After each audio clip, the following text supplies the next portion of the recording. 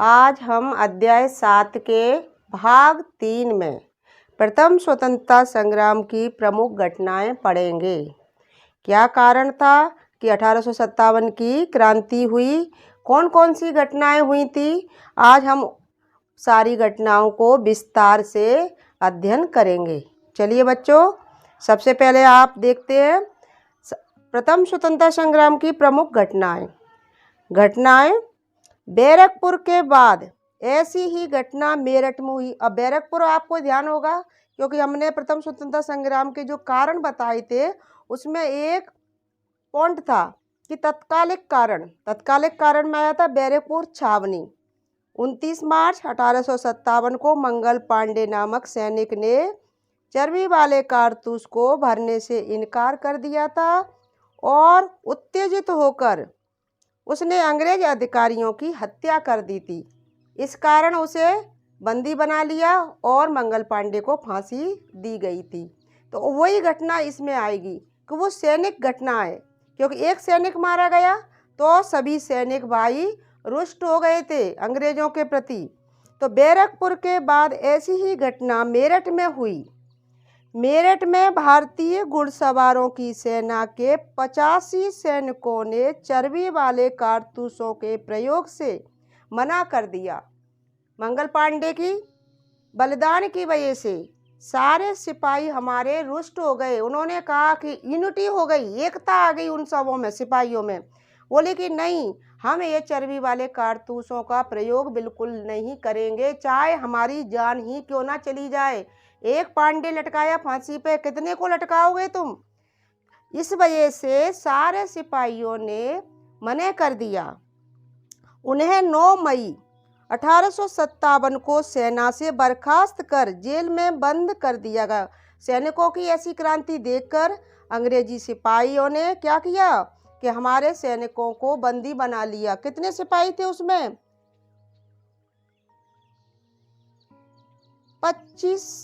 85 सैनिकों को बंदी बना लिया गया। 10 मई 1857 को मेरठ में सैनिकों ने अंग्रेजों के विरुद्ध मोर्चा खोल दिया। 10 मई 1857 को मेरठ में, उत्तर प्रदेश में जगह है ये मेरठ, यहाँ क्रांति हुई थी सैनिकों की। मेरठ में सैनिकों ने अंग्रेजों के विरुद्ध मोर्चा खोल दिया। उन्होंने बंदी गृह तोड़कर कैदियों को रिहा कर दिया और उसी रात्रि को दिल्ली की ओर कूच किया। सारे सैनिकों ने क्या किया? जेल खाने तोड़ दिए और दिल्ली की तरफ अपना मुख किया, कूच किया। सारे सिपाही दिल्ली की ओर चल दिए। दिल्ली में जो रास्ते में उन्हें अंग्रेजों का शस्त्रागार मिला दिल्ली में, तो उसे अपने अधिकार में कर लिया, माने लूट लिया। जितने भी हथियार थे अंग्रेजों के वो सिपाहियों ने लूट लिए। सैनिकों ने मुगल बादशाह बहादुर शाह द्वितीय को भारत का सम्राट घोषित किया। और दिल्ली में जाके उन्होंने क्या किया कि क्योंकि क्रांति के लिए कोई नेता तो चाहिए, मुख्य नेता, तो उन्होंने क्या किया? मुगल बादशाह बहादुर शाह द्वितीय को अपना सम्राट घोषित किया। बादशाह ने भारत के सभी राजाओं और रजवाड़ों की सहायता के लिए पत्र लिखे, क्योंकि जब नेता बन जाता है, लीडर बन जाता है, तो वो सारी कमान अपने हाथ में लेता है। तो उसने क्या किया? अपने जितने भी मित्र थे, साथी थे, राजा थे, जमींदार थे, उन सभी को चिट्ठियां लिखी, क्योंकि कहा कि सब मेरी मदद करो इस क्रांति में। सैनिकों ने मेरे भरोसे ये क्रांति का विपुल बजाया है अब दिल्ली में, तो इस क्रांति को हमें आगे बढ़ाना है। इस प्रकार ये संग्राम आरंभ हुआ।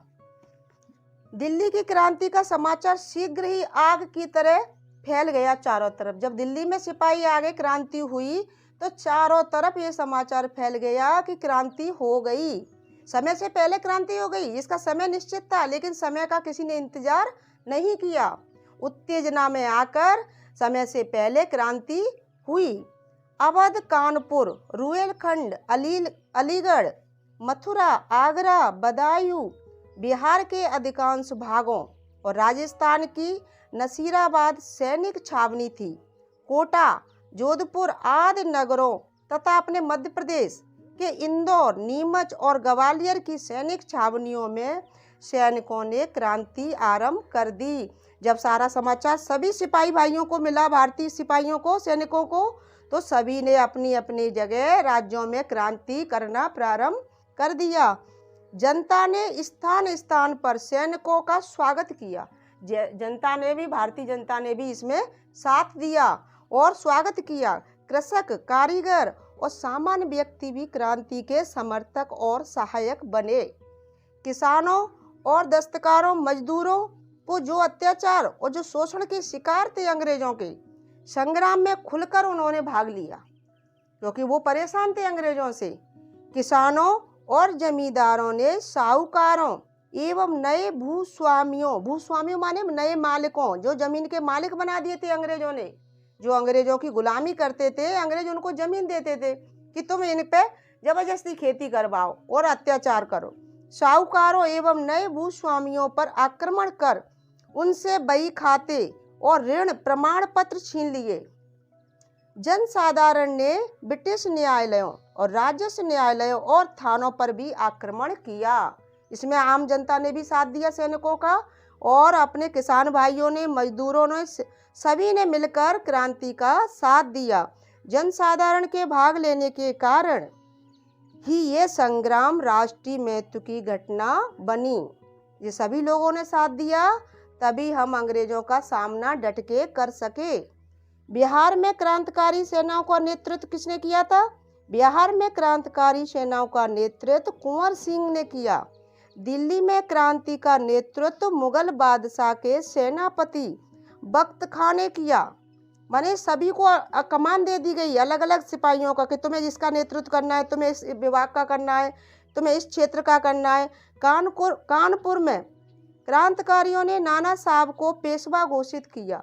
कानपुर में भी क्रांतिकारी मिल गए। अब देखो सैनिकों के साथ किसने साथ दिया? हमारे जो भारत के क्रांतिकारी थे, जो भारत की सेवा करने वाले थे, उन लोगों ने इस सैनिक सिपाहियों का साथ देकर क्रांति को और अधिक मजबूत बनाया।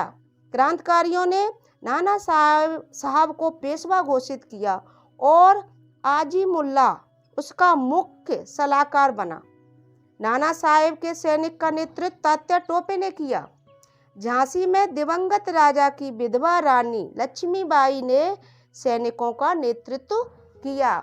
झांसी में राजा की तो मृत्यु हो गई थी, लेकिन राजा के कोई पुत्र नहीं था। इस वजह से लॉर्ड डलहौजी ने झांसी का राज्य छीन लिया। कहा कि तुम्हारे कोई पुत्र नहीं है, अब तो ये शासन किसका होगा? ईस्ट इंडिया कंपनी का होगा, तुम्हें गोद लेने का अधिकार नहीं है। रानी ने हालांकि पुत्र लिया था, दत्तक पुत्र, लेकिन उसको उन्होंने स्वीकार नहीं किया कि जितने भी बे औलाद राजा होंगे उनकी रियासतें कंपनी की हो जाएंगी।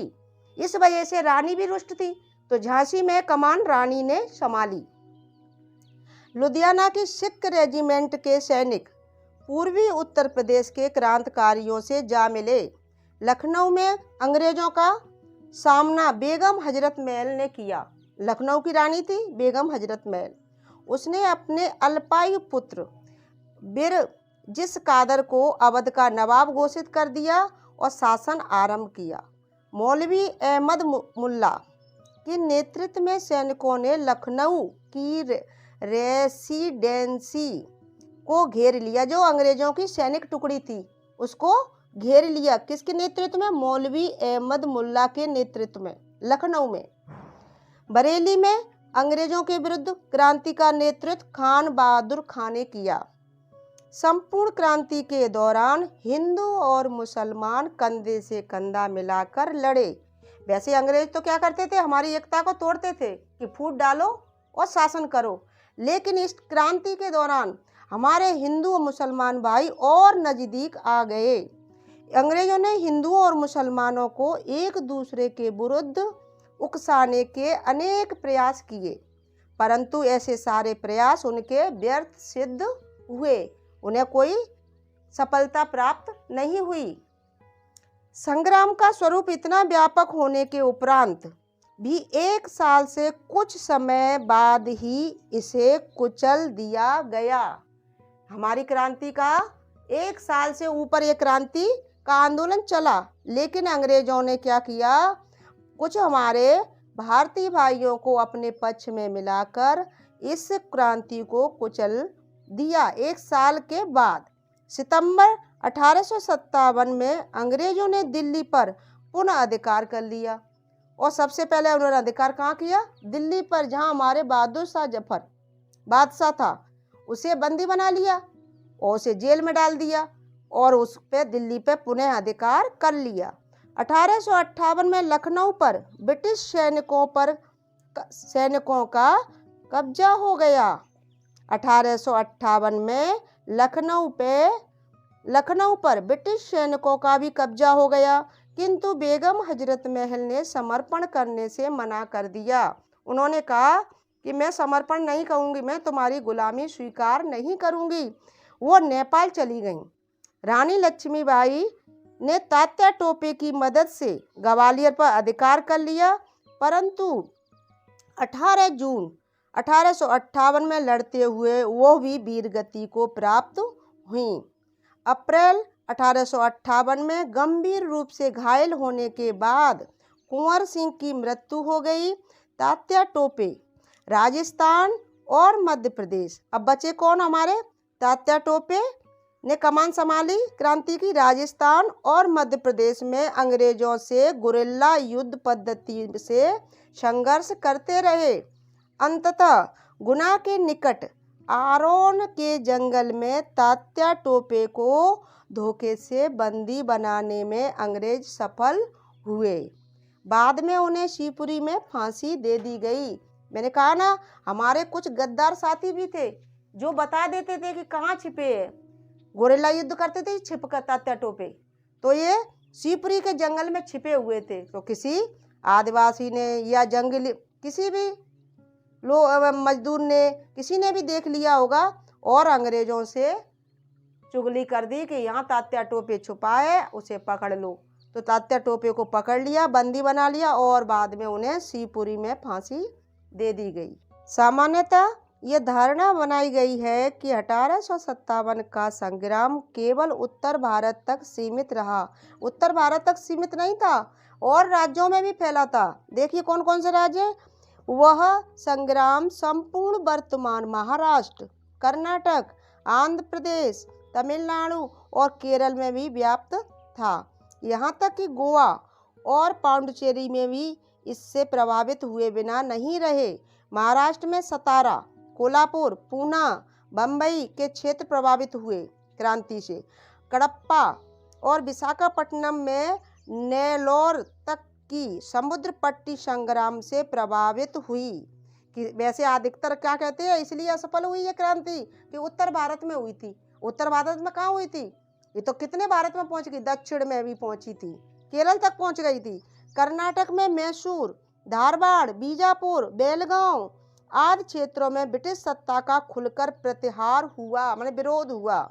तमिलनाडु में मद्रास, चिंगलपुर, उत्तरी अटकार, सेलम, तंजौर, मदुरई, कोयम्बटूर और तिरुनेलवेली में ब्रिटिश शासन को चुनौती दी गई। क्रांति को सारे जगह आग की तरह फैलाया था। 1857 का संग्राम अंग्रेजों द्वारा कुचल दिया गया। कुचल इसलिए दिया गया कि हमारे पास अच्छे हथियार नहीं थे। अंग्रेजों के पास क्या थे? प्रशिक्षित सेना थी और उनके पास बंदूकें थीं, अच्छा तोपखाना था, बारूद था, लेकिन हमारे पास क्या था? कुछ नहीं। जो परंपरागत हथियार थे, ऐसे तलवार है, भाला है, तीर कमान था, इन्हीं से लड़ाई हुई थी, इसलिए हम असफल हुए। परंतु अंग्रेजों को सैनिक के साथ साथ नागरिकों के विरोध का भी सामना करना पड़ा था। 1857 का संग्राम अंग्रेजों द्वारा कुचल दिया गया, परंतु अंग्रेजों को सैनिकों के साथ साथ नागरिकों का विरोध का सामना भी करना पड़ा था। खाली अंग्रेज सैनिकों का विरोध नहीं, इसमें आम जनता का भी विरोध था। अतः अंग्रेजी फौजों ने संग्राम के दमन के लिए गांव-गांव जाकर आग लगा दी, उनकी खेती को जला दिया, उनके घरों को जला दिया, जिससे गांव की जनता भयभीत हो जाए और सैनिकों का साथ ना दे, इसलिए उन्होंने गांव की जनता पर अत्याचार करना प्रारंभ कर दिया। और जो बंदी भाई थे हमारे, जो सैनिकों को बंदी बना लिया गया था, वो क्या करते थे अंग्रेज सिपाही कि और इनमें दहशत फैलाने के लिए कोई आगे सामना ना करे क्रांति का, इसलिए सार्वजनिक स्थलों पर बंदियों को फांसी देने की व्यवस्था की गई। माने गांव के जितने भी चौराहे होते थे या मंदिर होता था, वहाँ पेड़ पे सामने सबके सामने फांसी देते थे। इतिहास का मत है कि इस संग्राम में लगभग 3 लाख नागरिक मारे गए। ये क्रांति इतनी बड़ी थी कि हमारे सैनिक भाई कितने मारे गए थे? 3 लाख नागरिक इसमें मारे गए।